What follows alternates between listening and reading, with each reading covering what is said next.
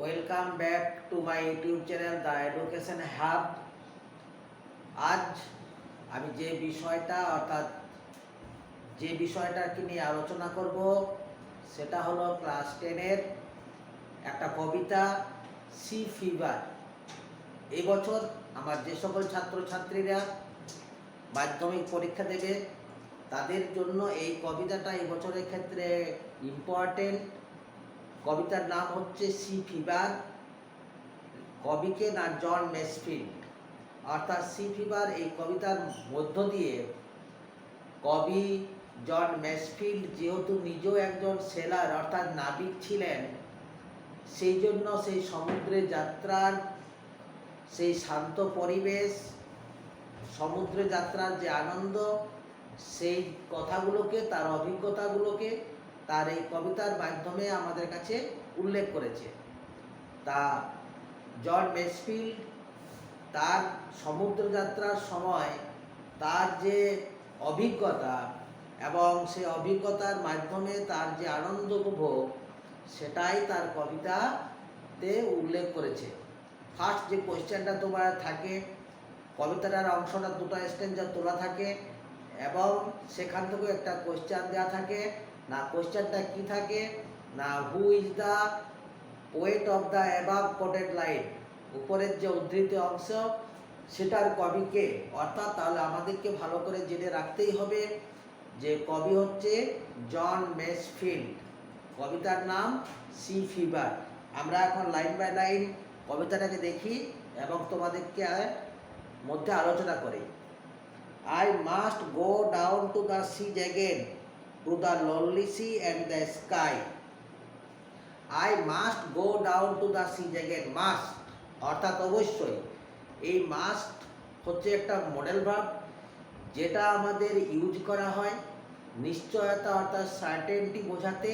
তাহলে এখানে কবি সেটাই বলছে, না আমি অবশ্যই I must go down to the sea again, আমি পুনরায় আবার সমুদ্রে যাব।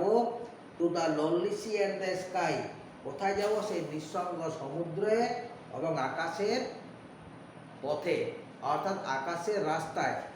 I must go down to the sea again, to the lonely sea and the sky, আমি অবশ্যই সমুদ্রে যাব, সে নিঃসঙ্গ সমুদ্রে আকাশের পথে। And all I ask is a tall ship and a star to steer her by. তবে আমার শুধুই একটা কি প্রয়োজন? আমার শুধুই প্রয়োজন একটা বড় জাহাজ, tall ship and a star to steer ভাই, এবং একটা বড় জাহাজ যে আমাকে চালনা করে নিয়ে যাবে এবং আমাকে পথ দেখার জন্য একটি তারার প্রয়োজন। দেখো এখানে আমরা বুঝলাম যে জাহাজটাতেও চেপে যাবে, সমুদ্র যাত্রা করবে, কিন্তু স্টার নক্ষত্রটা তার কী কাজে লাগবে? না, যে বলছে to a star to steer her by, একটা নক্ষত্র তাকে ঠিক চালনা করে নিয়ে যাবে, অর্থাৎ তাকে পথ দেখিয়ে নিয়ে যাবে। অর্থাৎ স্টারটা কি না, কবি যখন এই কবিতাটা লিখিয়েছিল সেই সময় কি ছিল না, সেই সময় দিক নির্ণয়ের কোনো যন্ত্র হয়তো ছিল না। তাই সেই নক্ষত্র, এখানে স্টার বলতে একটা নির্দিষ্ট নক্ষত্রকে উল্লেখ করা হয়েছে যেটাকে বলা হয় পোল স্টার, ধ্রুব তারা।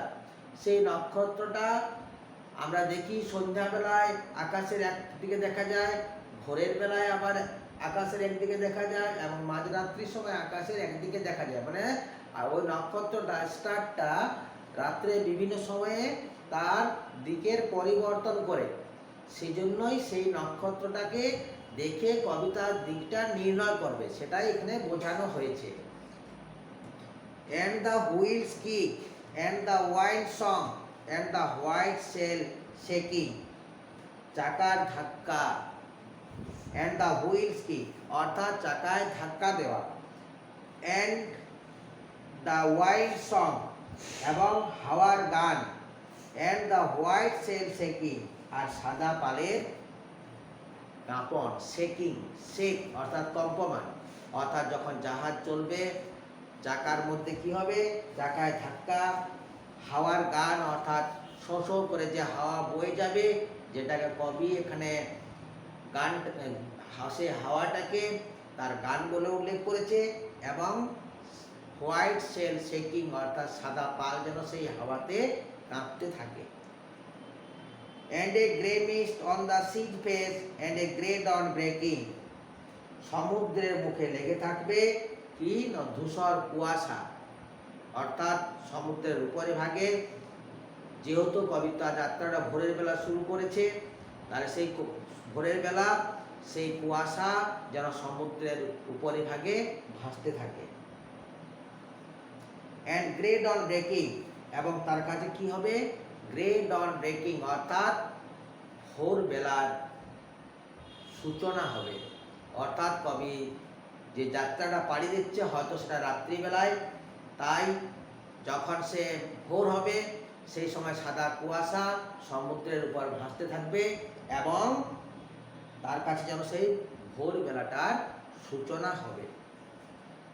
I must go down to the sea again for the call of the running tide. Next line দেখো, আবার সেটাকে উল্লেখ করা হয়েছে, I must go down to the sea again, আমি পুনরায় সমুদ্রে যাব। কি জন্য না for the call of the running tide, সেই সমুদ্রের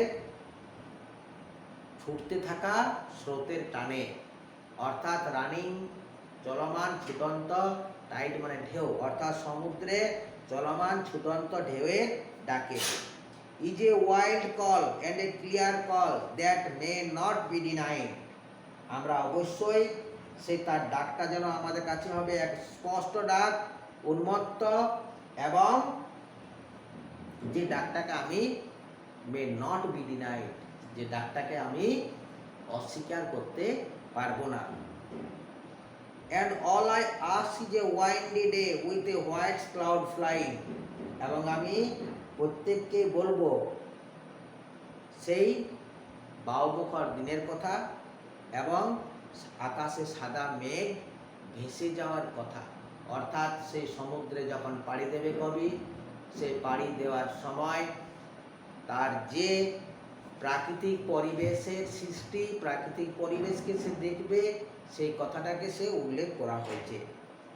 and the flung spray and the blown spume and the seagull cry, সেখানে সে কি দেখতে পাবে, সেখানে সে এক ফ্লাং স্প্রে, ফ্লাং অর্থাৎ বাতাসের ফ্লাং অর্থাৎ সেখানে যে জলের বিচ্ছুরণ, যে জাহাজ চলার সময় তার চারদিকে বিচ্ছুরিত হবে এবং সেখানে তা শুনতে পাবে সিগুল অর্থাৎ শঙ্খচিলের চিৎকার।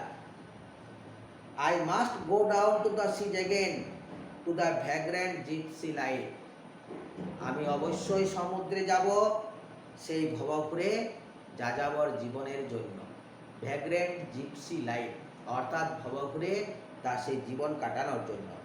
Two the gull's way and the whale's way when the wind's like a whetted knife, দেখো গার্লস অর্থাৎ এখানে শঙ্খচিলকে উল্লেখ করা হয়েছে, সেই শঙ্খচিলের রাস্তায় এবং সেই তিমি মাছের রাস্তায়, অর্থাৎ সেই সমুদ্রে যে তিমি মাছ বাস করে হোয়েল, সেই তিমি মাছের রাস্তায় যেখানে সেই তাকে যেন সেই হাওয়া সমুদ্রে যে বাতাস তাকে সেই ধারালো ছুরির মতো যেন আঘাত করছে। And all I ask is a merry yarn from a লাফিং ফিলো রিভার, এবং আমি প্রত্যেককে বলবো আমার সেই আনন্দের কথা। দেখো মেরি ইয়ার্ন, ইয়ার্ন অর্থাৎ গাঁজাখুরি গল্প, মেরি মানে হচ্ছে আনন্দের, অর্থাৎ গাঁজাখুরি গল্পের কথা যেটা আমি শুনছি ফ্রম এ লাফিং ফিলো রোভার, আমার সেই সঙ্গী নাবিকের কাছে। And quiet sleep and sweet dream when the long trick is over, তারপর আমি শান্তিতে ঘুমাবো এবং এক অ্যান্ড সুইট ড্রিম, এবং শুয়ে শুয়ে আমি এক মধুর স্বপ্ন দেখব যখন আমার সেই দীর্ঘ সমুদ্র যাত্রাটা শেষ হবে। এটাই ছিল কবিতাটার লাইন বাই লাইন আমি তোমাদের বললাম। এরপরে যে কবিতাটাতে আমাদের যে সকল কোয়েশ্চেনগুলো হতে পারে তার মধ্যে দেখো আমি কতগুলো আলোচনা করছি। The colour associated with the mist and the dawn in the poem is, the colour অর্থাৎ রং, এই কবিতার মধ্যে কি কি রঙের কথা আমাদের কাছে উল্লেখ আছে। হোয়াইট আছে, the associate with the mist, অর্থাৎ কুয়াশার রংটাকে কী বলে এখানে উল্লেখ করা হয়েছে, হোয়াইট, ব্লু, গ্রে আর ব্ল্যাক। দেখো আমরা মিস্টের অর্থাৎ কুয়াশার রংটা কী পেয়েছিলাম, গ্রে মিস্ট পেয়েছিলাম, অর্থাৎ গ্রে কালারটা মিস্টকে উল্লেখ করেছে। The call that the poet can not deny is the call of the, মানে অর্থাৎ কার ডাকটা কবি অস্বীকার করতে পারছে না। না হোয়াইট ক্লাউডসের running tides lonely sea grey mist, অর্থাৎ রানিং টাইডের ডাকটাকে কবি অস্বীকার করতে পারছে না। এগুলো হচ্ছে সব এমসিকিউ।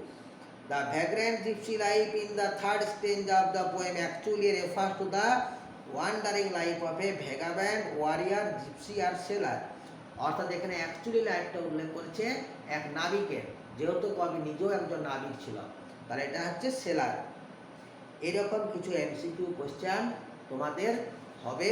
আমি নেক্সট যে ক্লাস আমি তোমাদের করব, এটা থেকে যে ইম্পর্টেন্ট কোশ্চেনগুলো হয় সেগুলো আমি তোমাদের আলোচনা করব। আজকের মতন ক্লাসটা এখানেই শেষ করলাম। আশা করি তোমাদের ভালো লেগেছে।